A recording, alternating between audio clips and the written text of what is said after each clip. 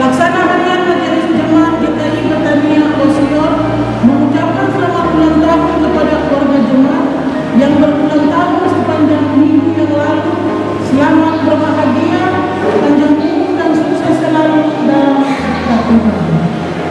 Warta ibadah PKP hari Minggu tanggal 3 Maret 2024. Bapak-bapak dikunjungi PKP Rayon 3, pelayan liturgi PKP Rayon 7, pelayan firman penatua dan lain lain. Ibadah Sabtu Nasoleh hari Senin tanggal 4 Maret 2024, kelas Alkitab dan kelas remaja akan diatur oleh kakak pengasuh. Sampai dengan saat ini belum ada jadwal yang masuk ke P2J. Kelompok Beatrix Warma, adik yang dikunjungi adik Asisa, pelayan kakak Deta Mangaplo dan kakak Maya Kamori. Kelompok Tom dan Dedi Wasta, adik yang dikunjungi adik Bereng Marani, pelayan kakak Minja Jopani dan kakak Febrika Munati.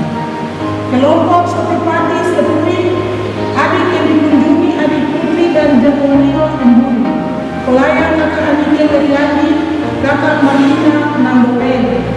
Kelompok Kisah Samuel Keime Maria Papiri, adik yang dikunjungi adik Ebe Arto Misibo, pelayan kakak Yeni Marupapami, kakak Rosita Muari. Kelompok John Marani, kelas remaja, adik yang dikunjungi adik Resa Pesurnai, pelayan kakak Ena Padua. Kelompok John Marani tunas anak-anak, adik yang dikunjungi adik Putri dan Putra Yao, pelayan kakak Yosianti Komotan. Kelompok Kaleb Marani Kabowo, adik yang dikunjungi adik Yeri Marani, pelayan kakak Meti Panyeti. Kelompok Robert Drivers Wasior, adik yang dikunjungi adik Elo Sambeli.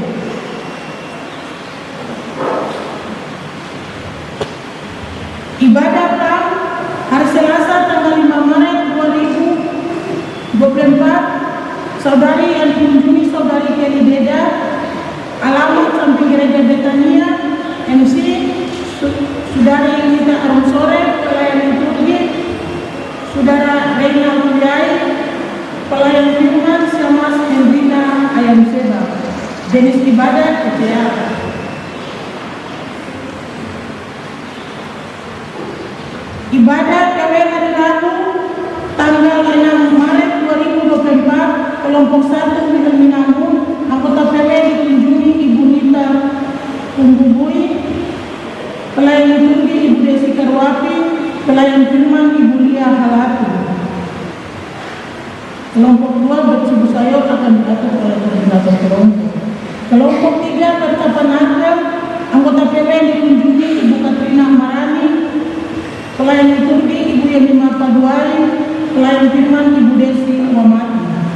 Kelompok 4 Regina Utembogat, anggota PW dikunjungi Ibu Selvina Abori, Ibu Pince Mamboho, Ibu Erna Marani, pelayan liturgi Ibu Sonia Marani, pelayan firman Ibu Febrika Munati. Kelompok 5 Barmince Wiai, kelompok 6 Hendrika Wiai akan diatur oleh koordinator kelompok.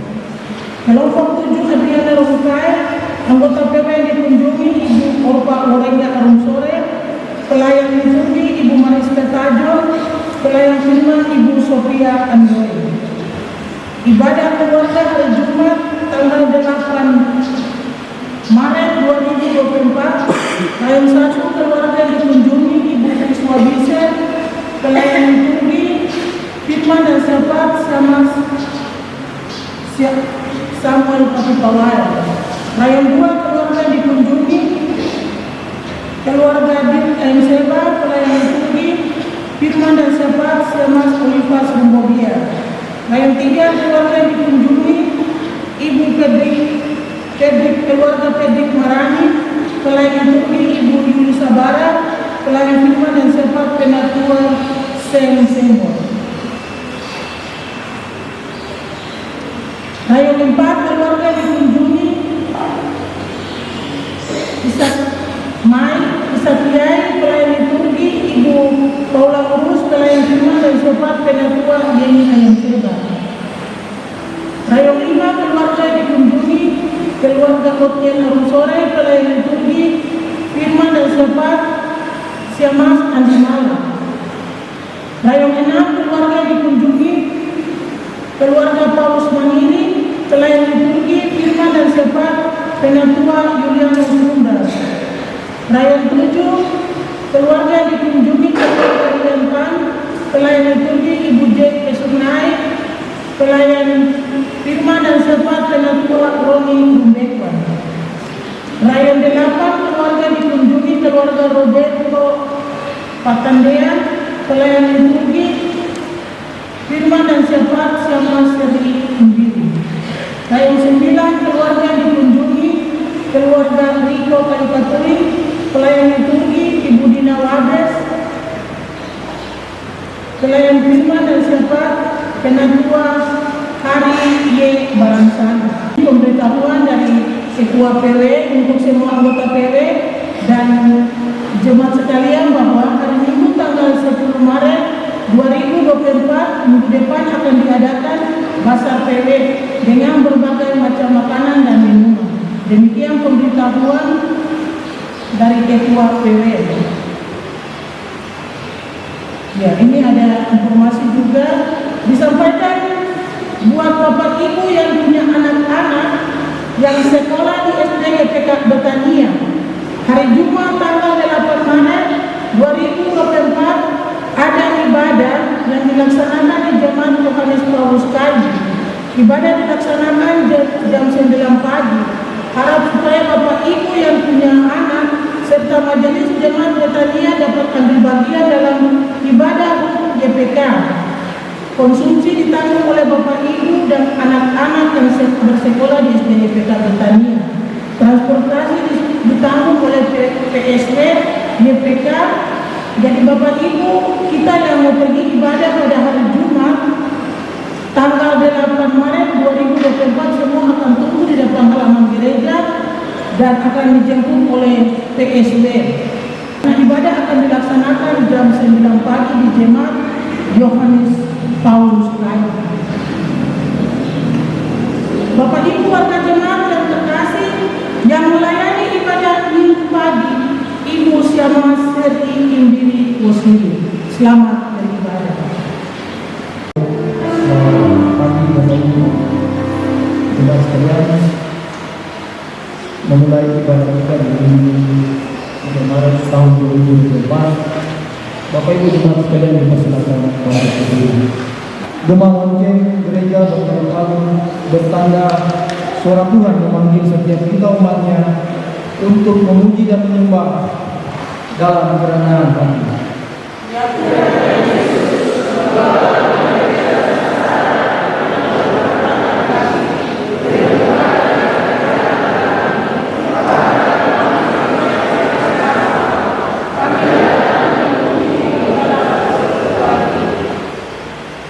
Terpujilah Engkau Tuhan penebus kami.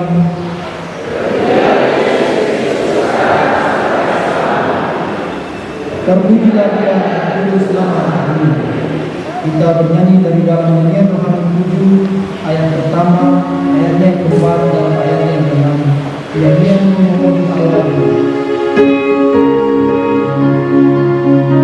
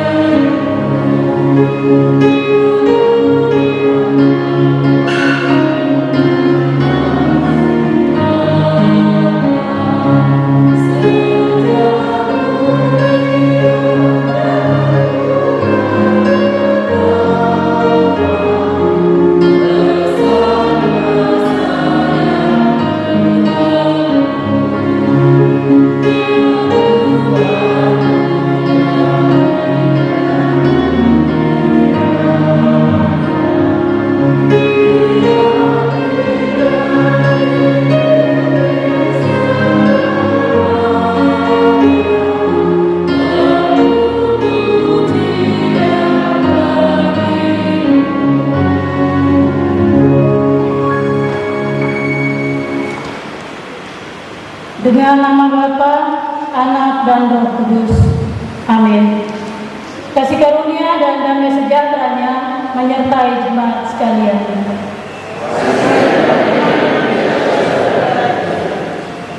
Jemaat, kita menyanyi dari media doanya 9, kita menyanyi ayatnya yang pertama dan ayatnya yang kedua.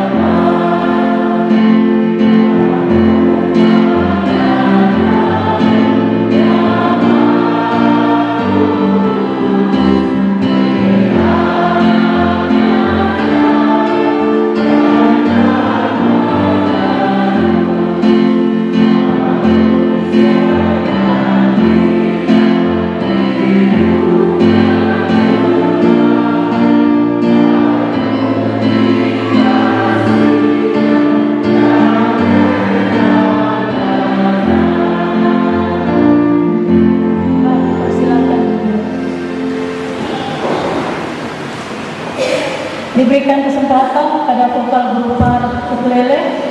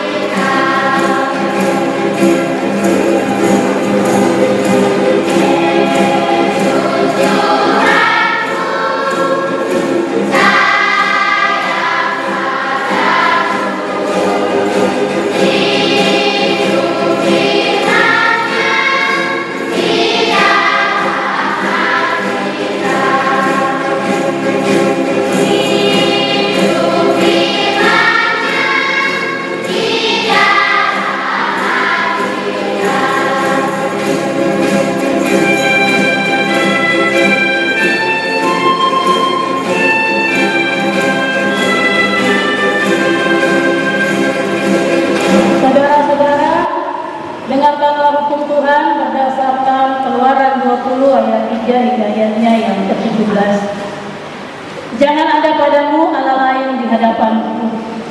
Jangan membuat bagimu patung yang menyerupai apapun yang ada di langit di atas, atau yang ada di bumi di bawah, atau yang ada di dalam air di bawah bumi.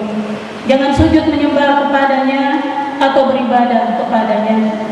Sebab aku Tuhan Allahmu adalah Allah yang cemburu, yang membalaskan kesalahan bapa kepada anak-anaknya, kepada keturunan yang ketiga dan keempat dari orang-orang yang membenci aku.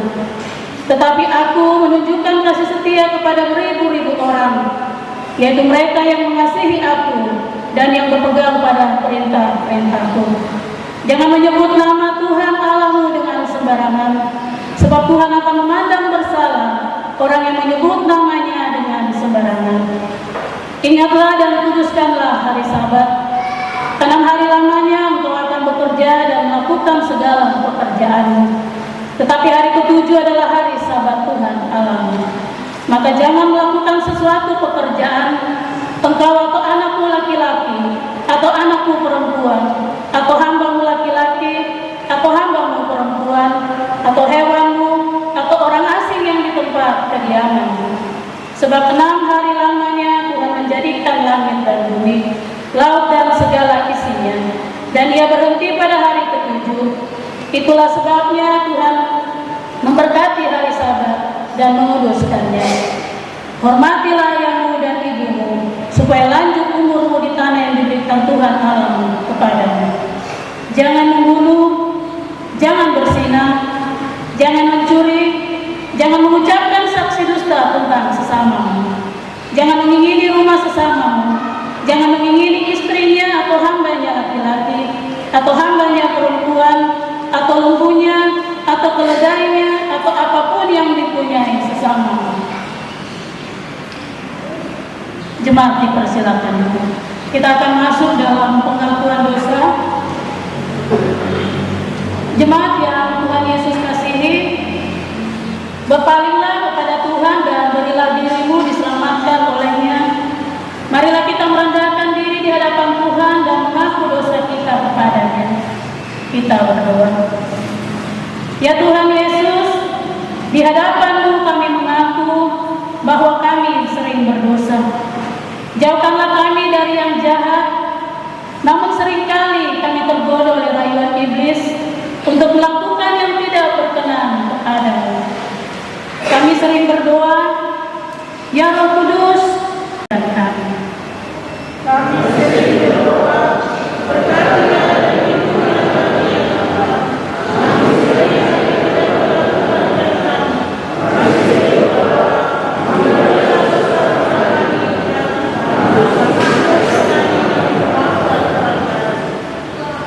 Ya Tuhan Yesus, hancurkanlah kekerasan hati dan keangkuhan kami. Berilah kami hati yang baru, yang sungguh-sungguh mengasihi-Mu. Berilah kami kesetiaan untuk hidup menurut kehendak-Mu. Kami meyakini bahwa Engkau hadir di sini juga untuk memberi berkat pengampunan bagi kami. Di dalam Yesus Kristus. Amin. Kita menyanyi dari nyanyian Mazmur 6, kita menyanyi ayatnya yang pertama.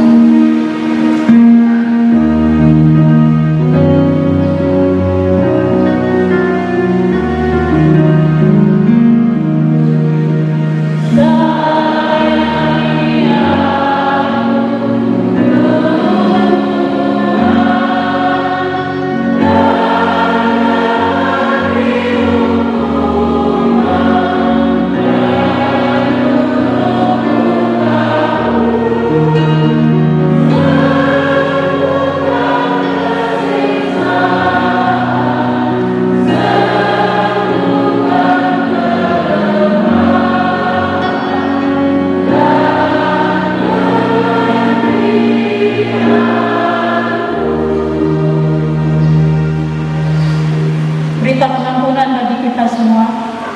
Inilah kabar sukacita, hai umat Tuhan, dengar.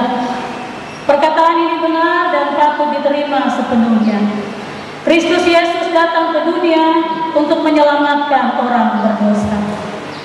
Nyanyian Mazmur 65, kita nyanyi ayatnya yang kedua.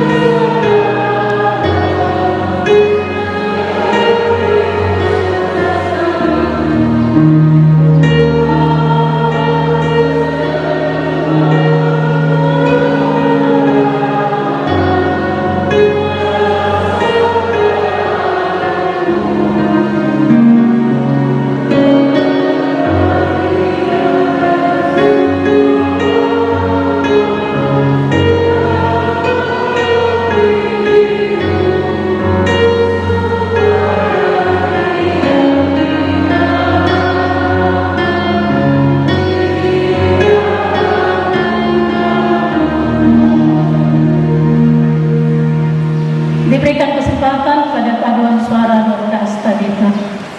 Di bawah salibnya Tuhan, ku telah bertobat kepadamu. Di sana untuk dosaku, pujilah Dia, berilah hormat namanya, berilah hormat namanya. Tuhan disalib di Golgota, pujilah Dia. Roh Tuhanlah jadi kuatku, akan membuat dosaku. Sekarang ku turut perintahmu, pujilah Dia, berilah hormat namanya, berilah hormat namanya. Tuhan disalib di Golgota, pujilah Dia. Yesus tempati genap hatiku, sekarang ku jadilah anakku. Ku dapatlah semua kasih-Nya, pujilah Dia, berilah hormat namanya, berilah hormat namanya. Tuhan disalib di Golgota, pujilah Dia. Ikutlah kamu kepadanya, jangan kau tolak genap cintanya, dan yang berdosa pun selamatlah, pujilah Dia, berilah hormat namanya, berilah hormat namanya. Tuhan disalib di Golgota, pujilah Dia, berilah hormat namanya, berilah hormat namanya. Tuhan disalib di Golgota, pujilah Dia. Imam, saya mengajak Bapak Ibu Jemaat bangkit berdiri dalam persekutuan dengan gereja Tuhan dari segala zaman dan di segala tempat. Kita mengaku bersama-sama kepercayaan kita sesuai pengakuan iman rasuli. Aku percaya pada Allah Bapa yang Maha Kuasa, Halik langit dan bumi, dan kepada Yesus Kristus anaknya yang tunggal Tuhan kita, yang dikandung daripada Roh Kudus, lahir dari anak darah Maria, yang menderita di bawah pemerintahan Pontius Pilatus, disalibkan, mati dan dikuburkan, turun ke dalam kerajaan maut. Pada hari yang ketiga, bangkit pula dari antara orang mati, naik ke surga, duduk di sebelah kanan Allah, Bapa yang Maha Kuasa, dan akan datang dari sana untuk menghakimi orang yang hidup dan yang mati. Aku percaya pada Roh Kudus, gereja yang kudus dan am, persekutuan orang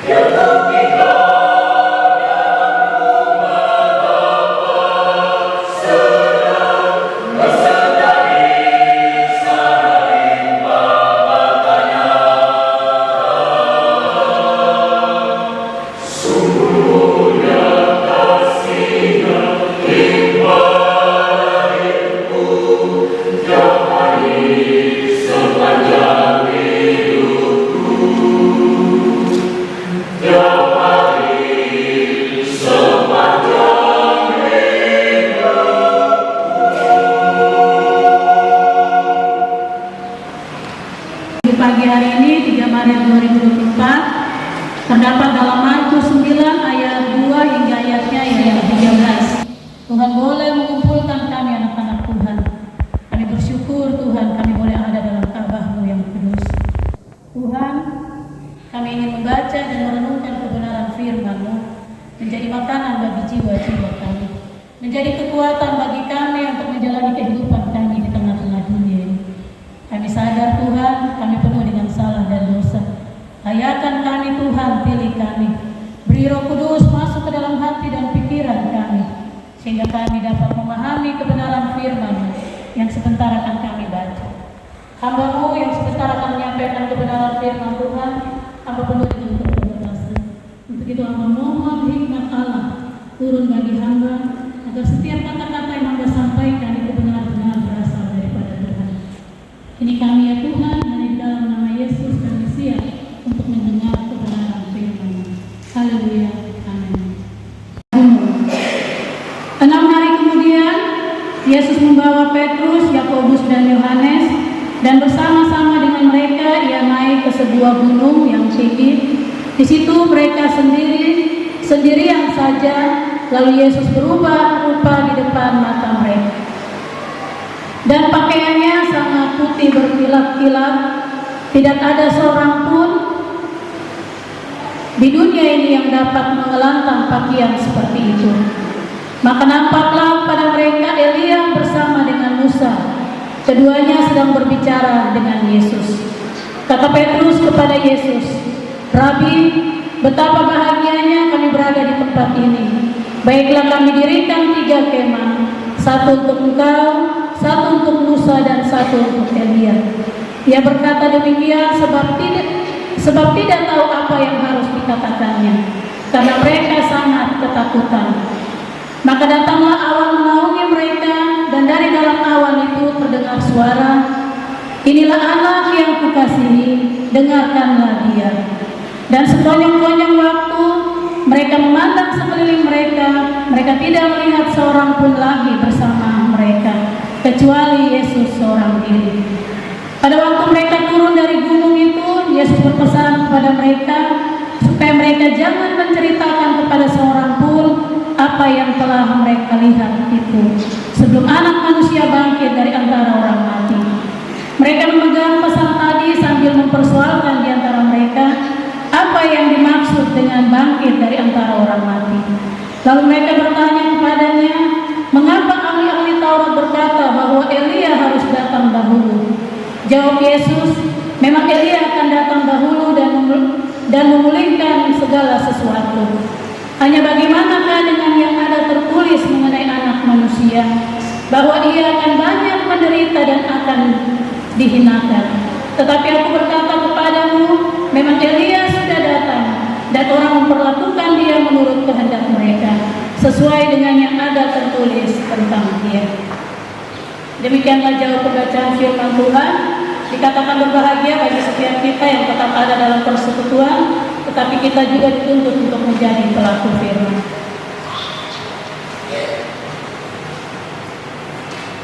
Bapak Ibu Jemaat yang diberkati Tuhan, di hari ini kita masuk di Minggu Sengsara yang keempat. Tema yang diberikan oleh Sinode GKI bagi kita semua yaitu pemuliaan Yesus.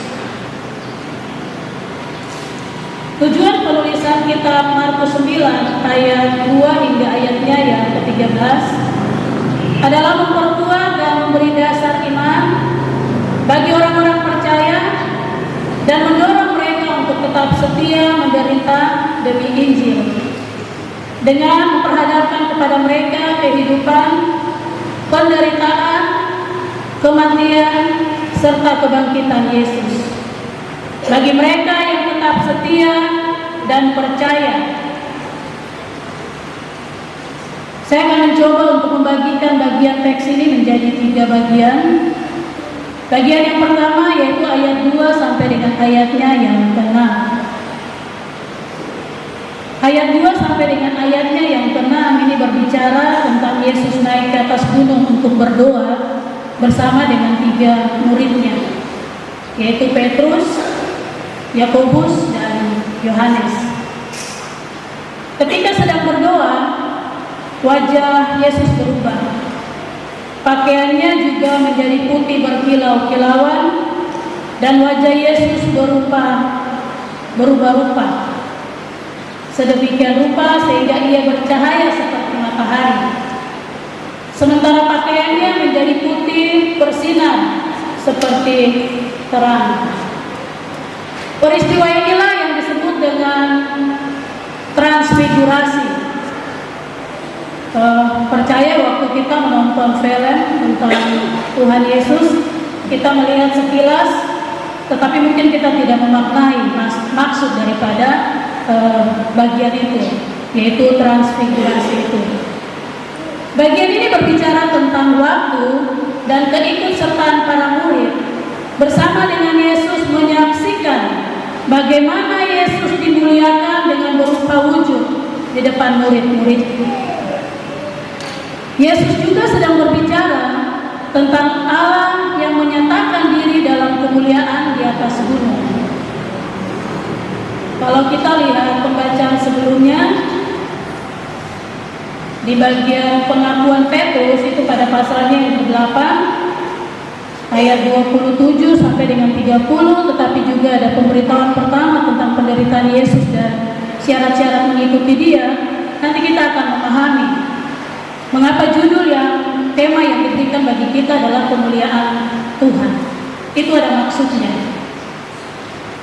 Jadi waktu Yesus berjalan dengan murid-muridnya, Yesus bertanya kepada murid-muridnya, "Menurut kamu siapakah aku?" Dan murid-murid ini menjawab, "Menurut orang, kata orang." Tetapi Yesus mau murid-murid sendiri berbicara tentang dirinya. Seberapa jauh murid-murid itu mengenal tentang Yesus Kristus yang selalu ada bersama-sama dengan mereka. Dan tidak ada murid-murid yang menjawab hanya Petrus. Dan dia katakan bahwa engkaulah Mesias. Tetapi Mesias yang dipahami oleh Petrus ini ternyata tidak sama dengan Mesias yang dimaksudkan oleh Tuhan itu sendiri.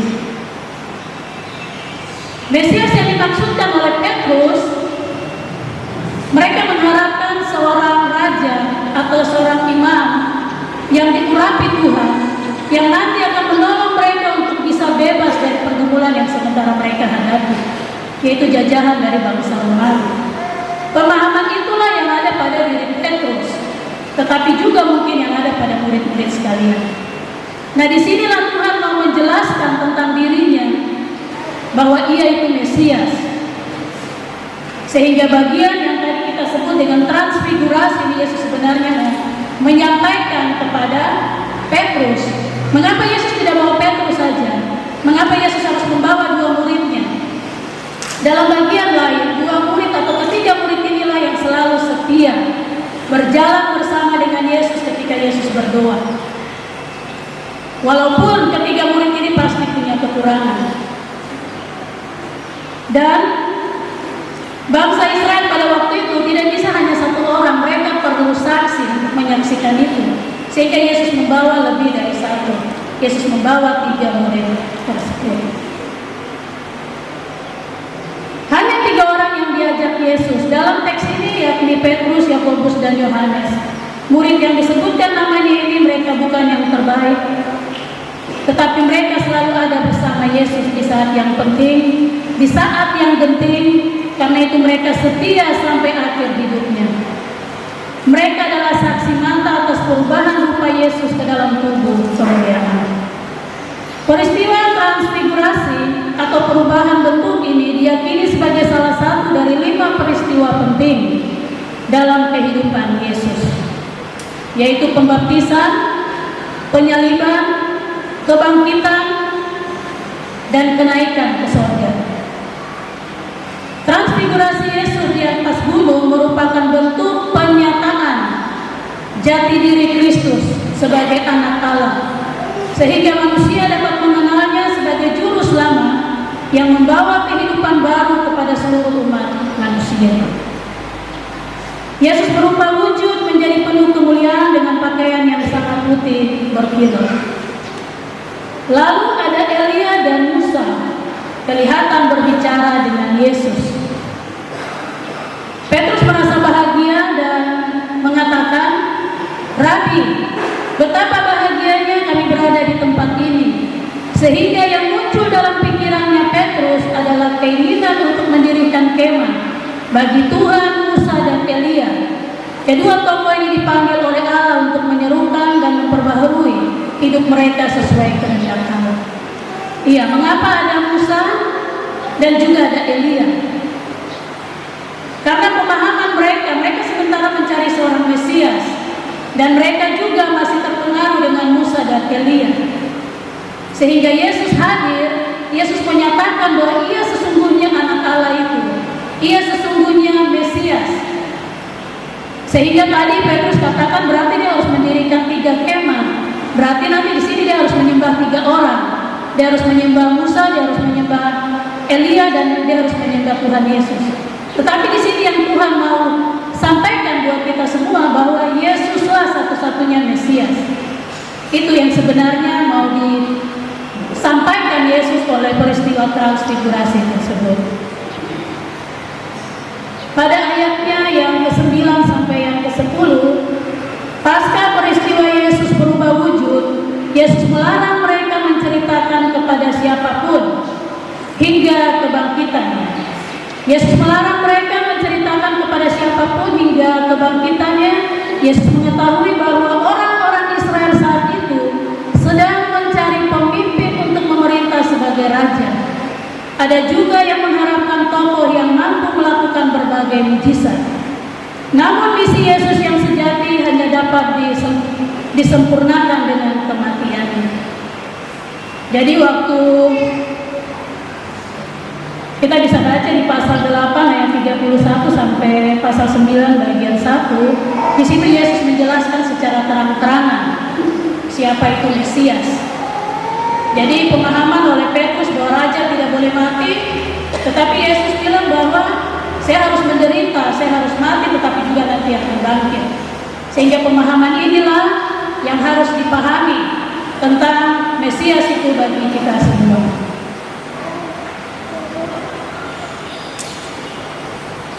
Misi Yesus yang sejati hanya dapat disempurnakan dengan kematiannya.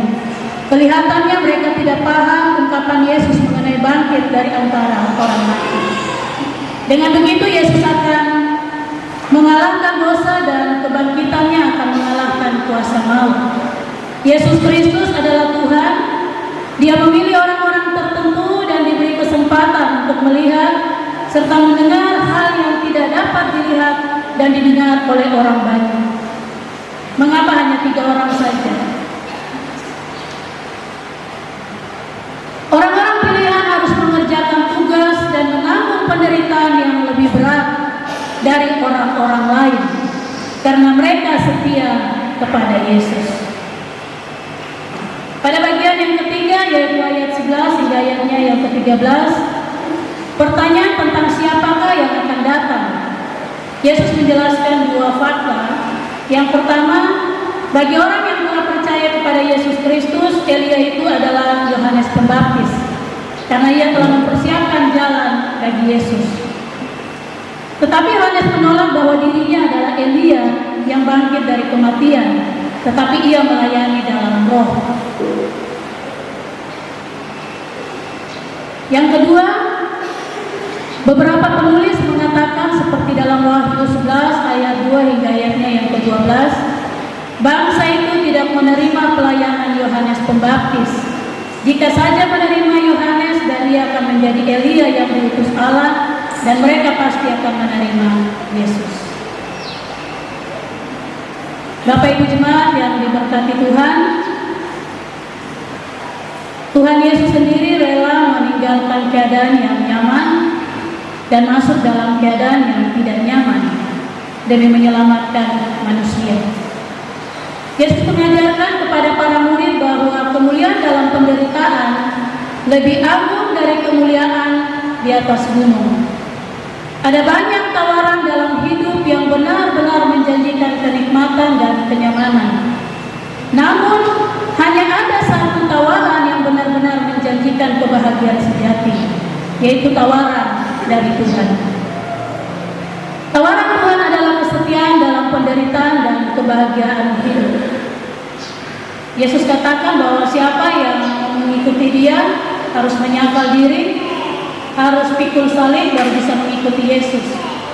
Secara kata-kata kita bicara mungkin itu biasa, tetapi kalau kita masuk dan mengalami ketiga bagian itu, kita akan betul-betul merasakan penyertaan Tuhan yang luar biasa.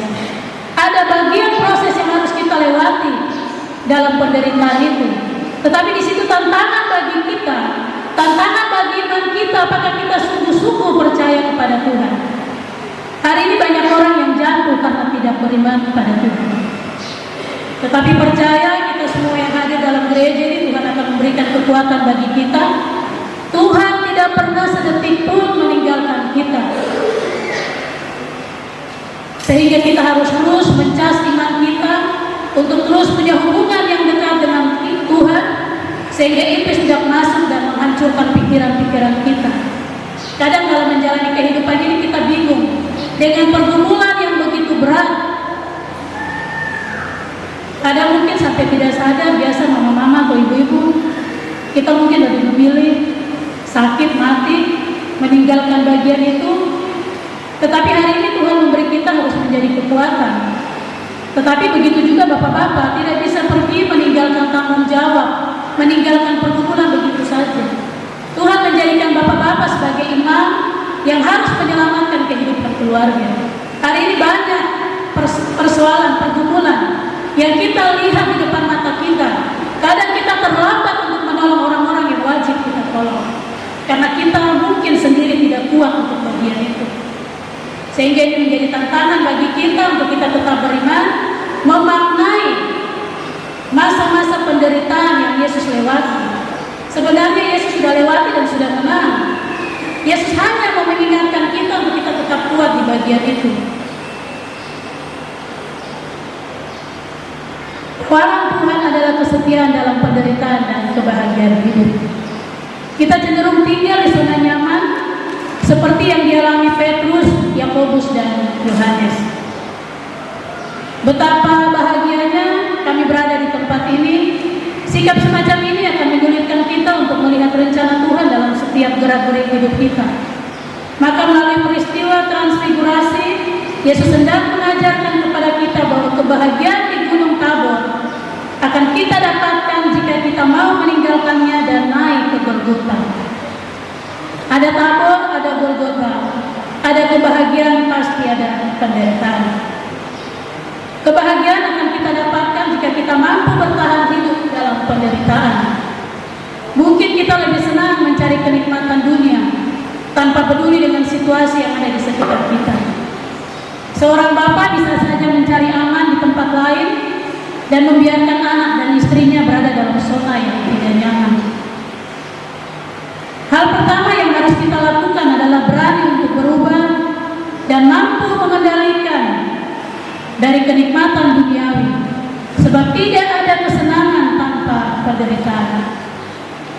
Dan ketika kita telah mencapai penderitaan, maka Allah akan menjadikan kita sebagai anak.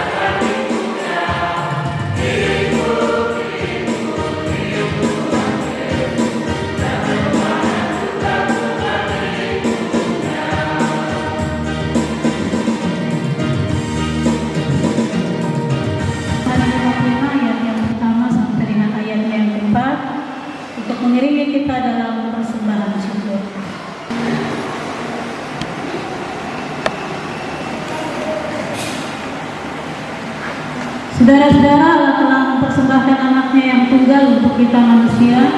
Sebagaimana Tuhan telah memberi, marilah kita memberi persembahan dalam ibadah ini. Ingatlah pesan firman-Nya, jikalau kamu tinggal di dalam aku dan firman-Ku tinggal di dalam kamu, mintalah apa saja yang kamu kehendaki dan kamu akan menerimanya. Nyanyian Rohani 55.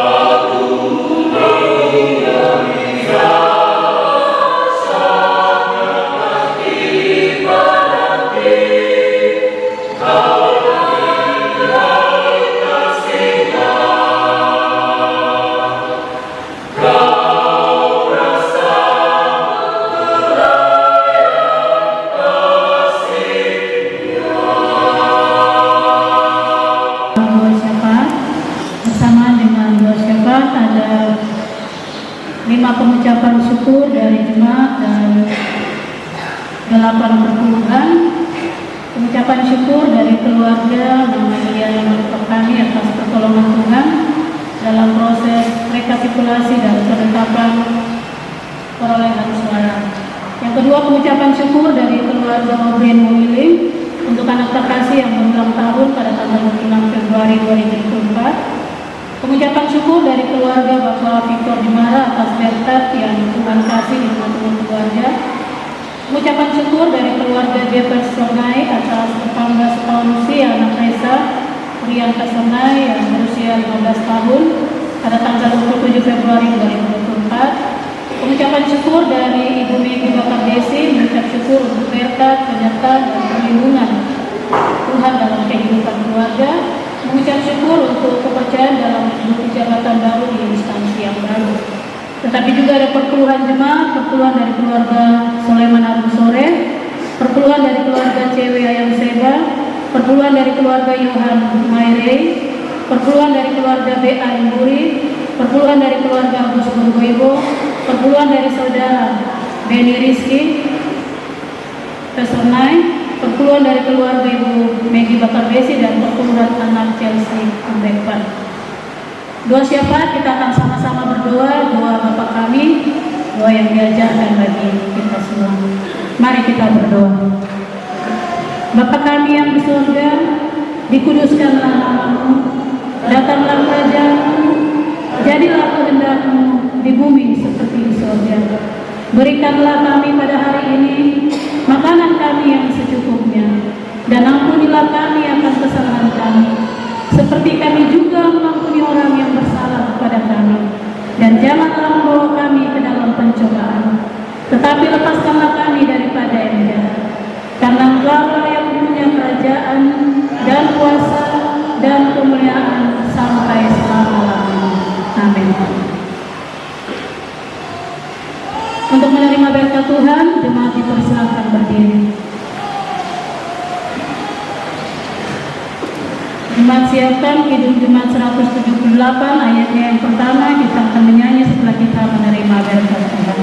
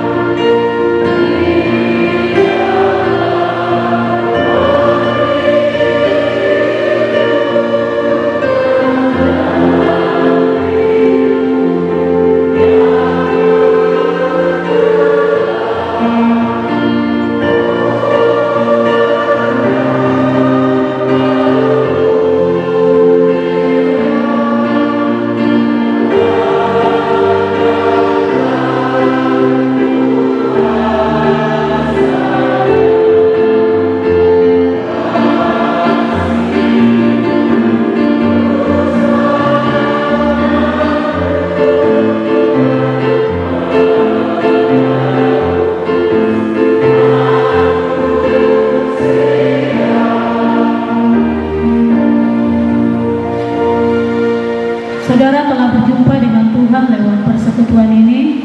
Ia telah memberkati saudara dengan firman-Nya untuk menghadapi derasnya kehidupan dunia ini. Dalam terangnya kembali dan hadapilah seluruh kenyataan hidup ini.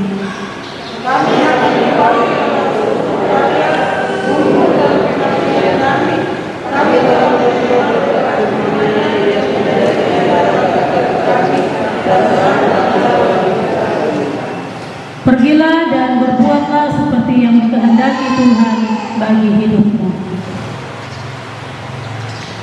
Terimalah berkat Tuhan dan pergilah dengan damai sejahtera. Anugerah Tuhan kita Yesus Kristus, pengasihan Allah, persekutuan dalam Roh Kudus menyertai kamu saat ini sampai kekal selamanya.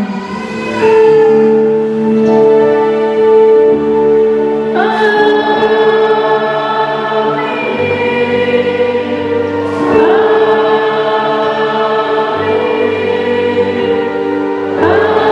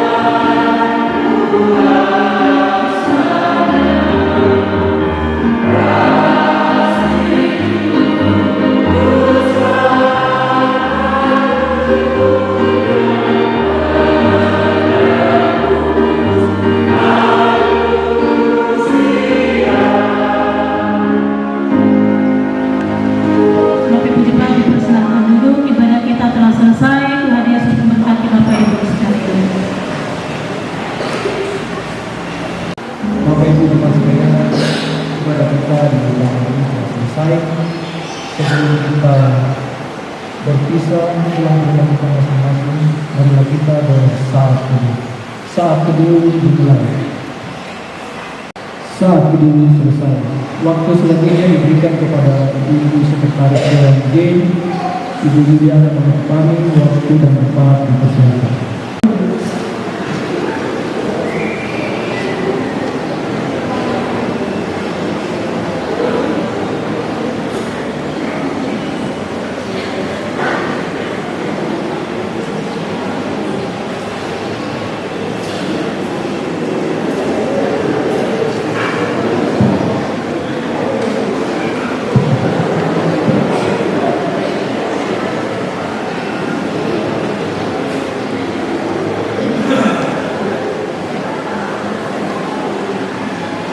Pelaksana harian Majelis Jemaat GKI Betania Wasir 1 dan warga jemaat mengucapkan terima kasih banyak kepada Ibu Silmas Servi Imbiri.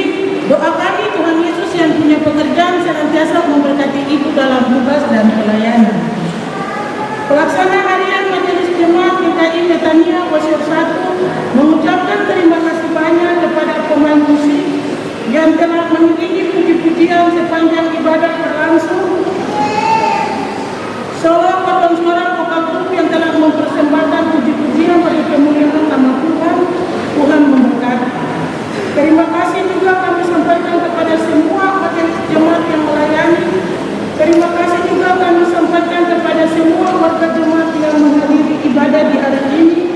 Terima kasih juga kami sampaikan kepada tim multimedia. Tuhan Yesus memberkati.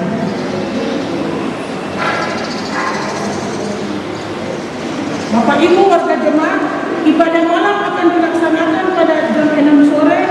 Harap supaya Bapak Ibu warga jemaat yang tidak dapat ambil bagian dalam ibadah minggu pagi dapat ambil bagian di dalam ibadah malam.